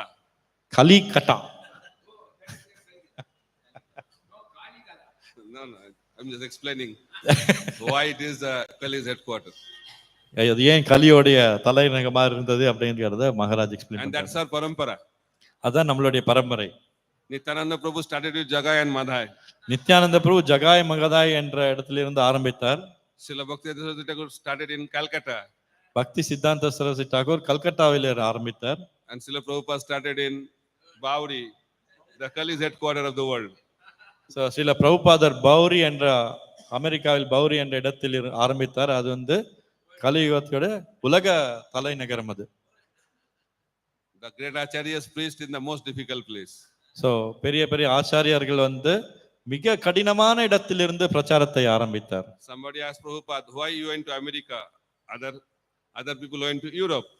So ஒருவர் கேட்டார், நீங்க ஏன் first America போனீங்க? நிறைய பேர் யூரோப்புக்கெல்லாம் ஐரோப்பாக்கெல்லாம் போயிருக்காங்களே. He said others went to Europe and failed. மற்றவர்கள் ஐரோப்பாவுக்கு போயிட்டு தோற்று வந்துவிட்டார்கள். I wanted to go to a new place because if I fail, better to fail in new place. So நான் தோற்றுவிட்டேன் என்றாலும் கூட புதிய இடத்துக்கு போய் நான் தோற்க வேண்டும், பழைய இடத்துக்கு போக கூடாது அப்படின்னு. If I fail in America, that is also glorious. So I failed in America. அமெரிக்கால போய் தோற்று வந்தேன் என்றால் அது ஒரு பெரிய ஒரு அச்சீவ்மெண்ட் எனக்கு. அமெரிக்கால போய் நான் தோத்துட்டு வந்துட்டேன். That's why great preachers, they choose the most difficult place. அதனால தான் பெரிய பெரிய பிரச்சாரகர்களை வந்து கடினமான இடத்திற்கு போயிட்டு வந்து பிரச்சாரம் செய்ய முயற்சி But செய்வார்கள். don't imitate that. அதனால அது வந்து நம்ம காப்பி அடிக்காதீங்க. Somebody asked Prabhupada, we want to go to the Saturday night club and preach Krishna consciousness whole night. So ஒருத்தர் வந்து பிரபுபாதிட்ட போய் கேட்டாரு, நான் வந்து சனிக்கிழமை நைட் கிளப்னு இருக்கு, ராத்திரி நேரத்துல கிளப் டான்ஸ்லாம் ஆடுவேன், அங்க போய் நான் பிரச்சாரம் பண்றேன் அப்படின்னாரு. Should take some challenge. அது வந்து பெரிய ஒரு சவால். So he asked Prabhupada, what do you think about this idea? So Prabhupad கிட்ட அவர் கேட்டாரு, இந்த இந்த ஐடியா பத்தி நீங்க என்ன நினைக்கிறீங்க? Prabhupada's idea is great, but make sure you come back. So ரொம்ப சிறந்த நோக்கம் தான், ஆனா அங்க உள்ள போயிட்டு வெளியில வருவீங்களான்னு கொஞ்சம் யோசிச்சு பாருங்க அப்படின்னாரு. We lost so many devotees in the name of preaching. So நம்ம வந்து நிறைய பக்தர்களை இழந்து விட்டோம், பிரச்சாரம் என்ற பெயரில் நிறைய பக்தர்களை இழந்து விட்டோம். We should preach, but we have to be very, very careful about your capacity to preach. Preach according to your capacity. So நம்ம எல்லாரும் பிரச்சாரம் செய்ய வேண்டும். நம்மளுடைய தகுதி என்ன, நம்மளுடைய சக்தி என்ன, அதற்கேற்றவாறு நம்மளுடைய பிரச்சாரத்தை மேற்கொள்ள வேண்டும். That's what it is. Vichar, achar, then prachar. So முதல்ல விசார், அடுத்தது ஆச்சார், அதுக்கப்புறம் பிரச்சார். But we do ulta. நம்ம வந்து அதுக்கு எதிர்மறையா செஞ்சு கொண்டிருக்கிறோம். First prachar. முதல்ல பிரச்சார். Jare dekho tare ko Krishna upadesh.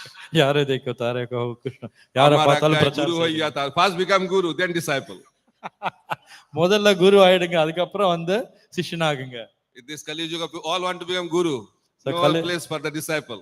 So கலியுகத்துல வந்து எல்லாருமே குரு ஆகணும் என்று எண்ணிக்கொண்டிருக்கிறார்கள். அதனால சிஷ்யருக்கு இடமே இல்லாம இருக்கிறது. That's why it is said, Bharat Bhumite Manusya Janma hoilo jar janmo sarthak kori karo porupokar. Who can preach? Who has become devotee? First, we have to preach to ourselves.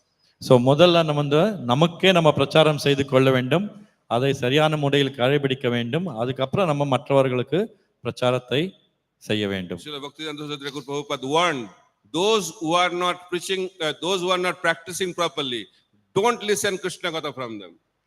So பக்தி சித்தாந்த சரஸ்வதி டாக்கூர் சொல்றாரு, யார் ஒருத்தர் வந்து தன்னுடைய பக்தி தொண்டின் பயிற்சியை தான் மேற்கொள்ளவில்லையோ அவரிடமிருந்து கிருஷ்ண பக்தியை பற்றி கேட்டுக்கொள்ளாதீர்கள். And he said, those who are not properly practicing, they should close the door and preach to himself. யார் ஒருத்தர் பயிற்சியை சரியான முறையில் மேற்கொள்ளவில்லை என்றால் அவர் கதவுகளை எல்லாம் சாத்திக் கொண்டு தனக்குத்தானே பிரச்சாரம் செய்து கொள்ள வேண்டும். But we forget that part. ஆனா நம்ம அந்த பர்டிகுலர் பகுதியை நம்ம மறந்துடுறோம். Because we are so magnanimous. ஏனென்றால் நம்ம மிக மிக தயாள குணத்தை கொண்டவர்கள். We may drown, but we want to save others. We may drown in the water, but we want to save.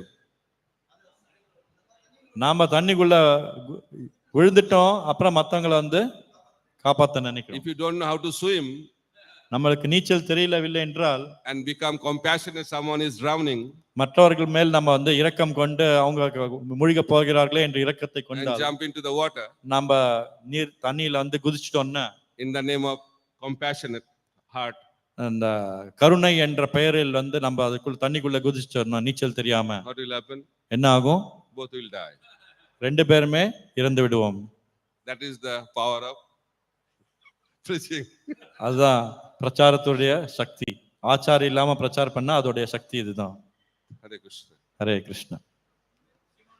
We will... No problem. We'll take one last question. Today is Ekadashi, no problem. Today is Ekadashi, நாளை பிரச்சனை கிடையாது.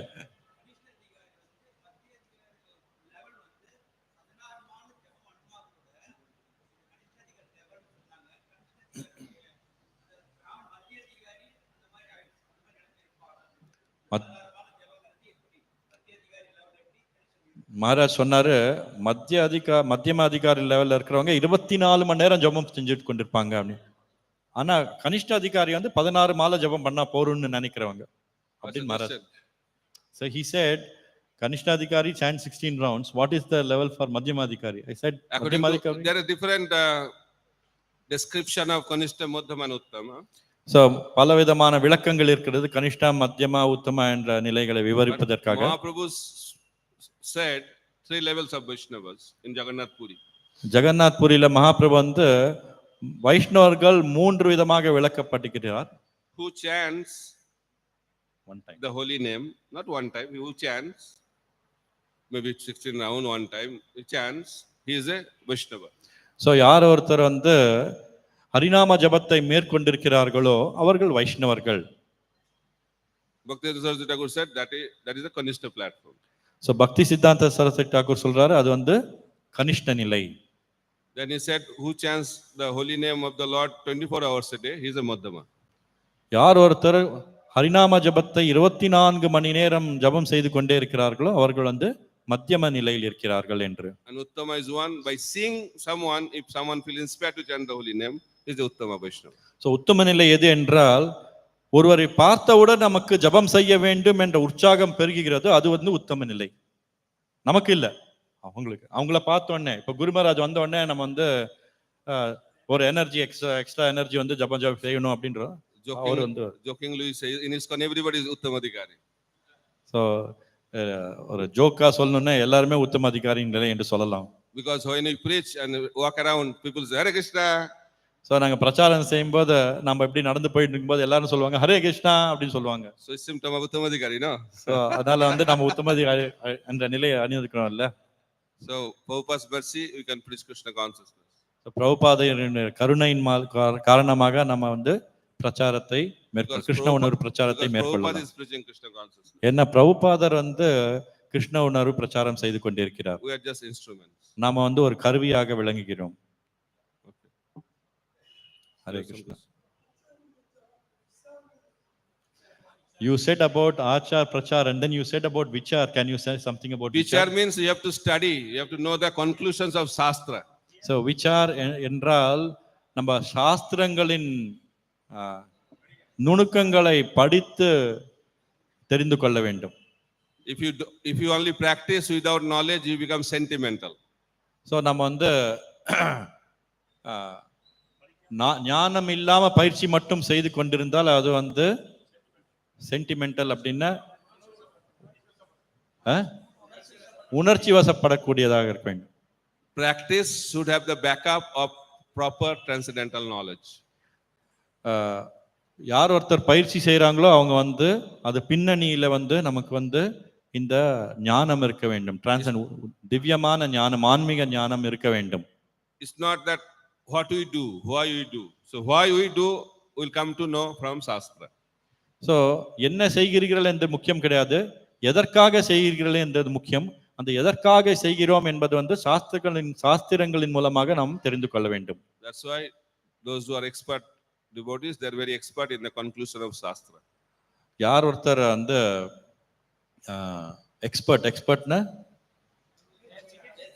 தேர்ச்சி பெற்றவர்கள் யார் என்றால் சாஸ்திரங்களின் மூலமாக தெரிந்து கொண்டு அதை தெளிவாக எடுத்து சொல்பவர்கள் தான், தெளிவாக புரிந்து கொண்டு அதை தெளிவாக மற்றவர்கள் எடுத்து சொல்ல வேண்டும். அவர்கள் தான் தேர்ச்சி பெற்றவர்கள் என்று சொல்கிறோம். Uttama Vaishnava is so expert in Shastra, nobody can defeat him, any arguments of Shastra.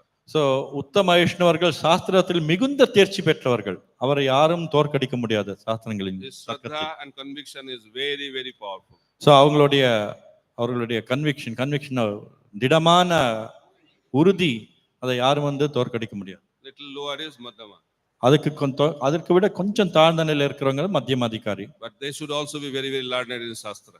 அவங்க கூட சாஸ்திரங்களில் மிகுந்த தேர்ச்சி பெற்றவர்களாக இருக்க வேண்டும். Only Madhyama can preach Krishna consciousness. மத்தியம அதிகாரி மட்டும்தான் கிருஷ்ண கான்ஷியஸ்னஸ், கிருஷ்ண உணர்வை பிரச்சாரம் செய்ய முடியும். Kanishta, they are very very weak in Shastric knowledge. So கனிஷ்ட அதிகாரிகள் வந்து சாஸ்திர ஞானத்துல வந்து அவ்வளவாக தேர்ச்சி பெறவில்லை. There is a danger if they preach.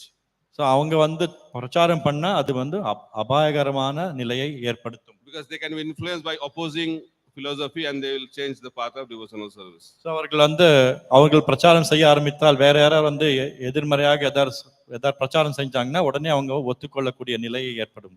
They should assist the preachers. அவங்க வந்து யார் பிரச்சாரம் செய்கிறார்களோ அவர்களுக்கு உதவியாக இருக்க வேண்டும்.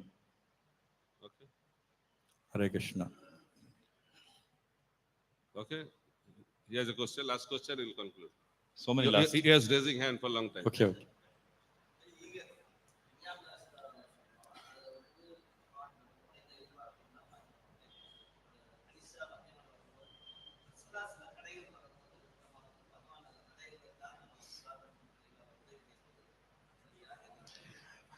So in the verse Anyabhilashita Shunyam, we heard from you that one should not have any expectation, one should not have any desire, etc. But when someone is in Kanishta Adhikari level or Madhyama Adhikari level, during the course of our practice, we come across certain obstacles. So sometimes we start praying to Krishna to remove these obstacles. Is it okay? Is it qualified under the pure bhakti level, or we should not pray for this also? We should always pray. நம்ம எப்பயுமே பிரார்த்தனை செய்ய வேண்டும். You translate?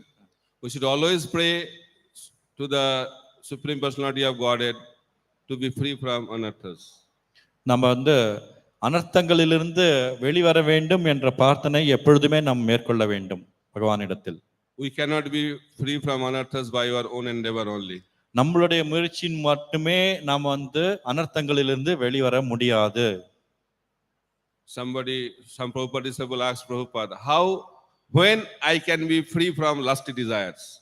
So ஒரு பிரபுபாதோட சீடர் வந்து பிரபுபாதத்தை கேட்டாரு, எப்போது நம்ம இந்த காம ஆசையிலிருந்து வெளியில் வர முடியும்? Prabhupada said, never. பிரபுபாத் சொன்னாரு, முடியவே முடியாது. He was little dismotivated. So அதனால அவருக்கு வந்து அந்த உற்சாகம் கொஞ்சம் குறைந்து விட்டது. He thought I joined the movement to become free from lusty desires, but founder Acharya is telling it will never happen. So நான் நினைத்தேன் இந்த கிருஷ்ண உணர்வு இயக்கத்தில் சேர்ந்த உடனே இந்த காம இச்சைகள்லேருந்து நம்ம வெளியில் வந்துடலான்னு. ஆனால் நம்ம ஸ்தாபக ஆச்சாரியார் சொல்றாரு அதெல்லாம் வெளியிலே வர வேண்டியது என்று. Then after few days again during morning walk, devotee asked the same question to Prabhupada. So அப்புறம் கொஞ்ச நாள் கழிச்சு இந்த காலை வாக்கிங் போகும்பொழுது திருப்பி அதே டிவோட்டி அதே கொஸ்டினை திருப்பியும் கேட்டார் பிரபுபாதர் கிட்ட. Prabhupada looked at him very seriously. Prabhupad ரொம்ப சீரியஸா அவரை பார்த்தாரு. And he said, Govinda Ichha. So அவர் என்ன சொன்னாரு, கோவிந்தன் பகவானுடைய இச்சை காரணமாக நம்ம வெளியில் வரலாம். Once Prabhupada told, Maya cannot touch me. So ஒரு தடவை பிரபுபாத் சொன்னாரு, மாயை என்னை தொட முடியாது. And Prabhupada was in Australia. He was praying very intensely during Sringar Darshanarthi. And after Darshanarthi was over, one devotee asked Prabhupada, what was your prayer? So ஒருத்தர் ஆஸ்திரேலியாவில் வந்து ஸ்ருங்காரார்த்தி தர்ஷனார்த்தி முடியும் போது பிரபுபாத் ரொம்ப தீவிரமான ஒரு பக்தியில வந்து பிரார்த்தனை செய்து கொண்டிருந்தார். அப்போ ஒரு டிவோட்டி வந்து கேட்டாரு, பக்தர் வந்து கேட்டாரு, பிரபுபாத் நீங்க என்ன பிரார்த்தனை செய்து கொண்டிருந்தீர்கள்? Prabhupada said, I was praying to the Lord so that I don't become victimized by Maya. So அவர் பிரபுபாத் சொன்னாரு, என்னுடைய மன victimized by mind. மாயா சக்தியில மாட்டிக்கொள்ளாம இருக்க வேண்டும் என்று பிரார்த்தனை செய்து கொண்டிருந்தேன். The devotee who had Prabhupada told, Maya cannot touch me, that devotee also was there. So யார் ஒருத்தர் வந்து பிரபுபாதிட்டன்னு கேட்டாரு, மாயா சக்தி என்ன தொட முடியாது என்று கேட்டாரு, அவரும் அங்க இருந்தாரு. He started thinking, Prabhupada told Maya cannot touch him. Now he is telling, he is praying to the Lord so that Maya will not affect him. What's going on? Controversial. So அந்த பக்தர் வந்து யோசிச்சாரு, கொஞ்ச நாள் முன்னாடி பிரபுபாத் சொன்னாரு மாயா சக்தி என்னை தொட முடியாது என்று. ஆனா இப்ப வந்து ஒரு பிரார்த்தனை செய்து கொண்டிருக்கிறார், மாயா சக்தியினால் நாம் மாட்டிக்கொள்ளக்கூடாது என்று. என்ன நடந்து கொண்டிருக்கிறது என்று அவர் யோசித்தார். Then he asked the question to Prabhupada to remove the contradiction. So உடனே அவர் வந்து பிரபுபாதர் கிட்ட அந்த கேள்வியை கேட்டு, அந்த மனச்சிக்கல்னால அந்த கேள்விகளை கேட்டு அதை தெளிவுபடுத்திக் கொள்ள வேண்டும் என்ற காரணமாக கேட்டார். Prabhupada said there is no contradiction. So Prabhupad சொன்னார், இதுல எதுவும் பிரச்சனை எதுவும் கிடையாது, முரண்பாடு எதுவும் கிடையாது. He said, I am praying to the Lord intensely, regularly, daily. That's why Maya cannot touch me. நான் தினமும் பிரார்த்தனை செய்து கொண்டிருக்கிறேன், அதனால மாயா சக்தி என்னை தொட முடியாது என்று. It's the Lord who protects us. பகவான் தான் நம்ம எல்லாரையும் பாதுகாக்கிறார். Our endeavor is not enough. நம்மளுடைய முயற்சி முக்கியமானது கிடையாது. Daivyesha gunamoyi mamma maya duratya mamme baje prapaddante maya me tang tarante. Only by taking shelter of the Lord we can be free from the influence of Maya in the form of different anarthas. So இந்த ஸ்லோகத்தின் மூலமாக, பகவத்கீதை ஸ்லோகத்தின் மூலமாக பகவான் ஸ்ரீ கிருஷ்ணர் என்ன சொல்கிறார் என்றால், யார் ஒருத்தர் வந்து பகவானிடத்தின் சரணடைந்து பகவானுடைய பாத கமலங்களில் தஞ்சம் புகுந்து இருக்கிறார்களோ அவர்களிடத்தில் இந்த மாயா சக்தியினால் எந்த விதமான தடங்கல்களும் ஏற்படாது என்று. Bhakti is the process of dependence. Dependence சார்ந்து, பக்தி வந்து பக்தி வழிமுறை தான் நம்ம வந்து பகவானை சார்ந்து இருக்கக்கூடிய வழிமுறை. We should give our 100%, but don't depend on your 100%. Depend on Lord's mercy. So நம்ம வந்து 100% முயற்சி எடுக்க வேண்டும், ஆனால் பகவானை சார்ந்து இருக்க வேண்டும். Why? Unless you give 100%, mercy will not flow. நாம் 100% கொடுக்கவில்லை என்றால் கருணை நமக்கு வராது, கருணை நமக்கு வந்து சேராது. Some people say, oh, how to get mercy, how to get mercy, Gurudev give mercy, Lord give mercy. Mercy does not flow like that. So நிறைய பேர் வந்து கேட்டுட்டு இருக்காங்க, குருதேவ் எனக்கு கருணை கொடுங்கள், பகவானே எனக்கு கருணை கொடுங்கள் என்று கேட்டுக்கொண்டிருக்கிறார். அப்படிலாம் கருணை வந்து சேராது. Mercy will flow when you give 100% to Krishna. எப்போ நம்மளுக்கு கருணை கிடைக்கும் என்றால் நாம் எப்பொழுது 100% முயற்சி எடுத்து பக்தி தொண்டை செய்ய வேண்டும் என்று முயற்சிகளை மேற்கொள்கிறோமோ அப்பொழுதுதான். Once Prabhupada was traveling in the airport, so many people offered jumping, dancing, giving gifts to Prabhupada, crying. All emotions were there, and after that Prabhupada was traveling back to the temple with his secretary. So ஒரு முறை வந்து விமான நிலையத்தில் வந்து பிரபுபாத வந்து இருந்தார். அப்போ நிறைய பக்தர்கள் வந்து பாடிக்கொண்டிருந்தார்கள், ஆடிக்கொண்டிருந்தார்கள். நிறைய பேர் வந்து அவர்களுக்கு பரிசுகளை கொண்டு வந்து கொடுத்தார்கள். Then that secretary told Prabhupada, they have so much love for you. So அந்த செக்ரட்டரி வந்து பிரபுபாத கிட்ட சொன்னாரு, பிரபுபாத உங்களிடத்தில் மிகுந்த அன்பு கொண்டிருக்கிறார்கள் எல்லாரும். I don't have that kind of love. எனக்கு அந்த மாதிரி ஒரு அன்பு இல்லை உங்ககிட்ட. And Prabhupada said, jumping and giving gifts is very easy. Prabhupada சொன்னாரு, எழுந்து குதிக்கிறது, பரிசு கொடுப்பதெல்லாம் ரொம்ப சுலபமான விஷயங்கள். The pain and headache you are taking for me, that is very, very difficult. எனக்காக கஷ்டங்களையும் தலைவலிகளையும் எனக்காக மேற்கொண்டிருக்கிறாய், அது ரொம்ப முக்கியமான விஷயம். That is the real symptom of love. அதுதான் அன்பிற்குண்டான உண்மையான அறிகுறி. How much headache and pain you are taking for the spiritual master. எத்தனை நாம் ஆன்மீக குருக்காக நம்ம எத்தனை தவங்களையும் கஷ்டங்களையும் மேற்கொள்கிறோமோ அதுதான் அன்பிற்குண்டான முக்கியமான அறிகுறி. One devotee asked Prabhupada, how to understand someone is advancing in Krishna consciousness. So ஒரு பக்தர் வந்து பிரபுபாதிட்ட கேட்டாரு, நம்ம பக்தி தொண்டில் உன்னத நிலை அடைந்து விட்டோம் என்பதை எப்படி புரிந்து கொள்வது? He said, how much pain and how much austerities and how much discomforts he is accepting for the mission of the Lord. That is a symptom of advancement. So, உண்மையான உன்னத நிலையின் அடிப்படை அறிகுறி என்ன என்றால், எத்தனை நாம் தவத்தை மேற்கொள்கிறோமோ, எத்தனை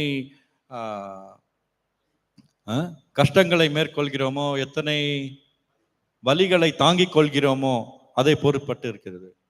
எதற்காக? ஆன்மீக குருவின் திருப்திக்காக, ஆன்மீக குருவின் அவருடைய சேவைகளுக்காக எத்தனை மேற்கொள்கிறோமோ அதை. Love means accepting discomfort, pain and other problems for the pleasure of the beloved. So அன்பு என்றால் மற்றவர்களுடைய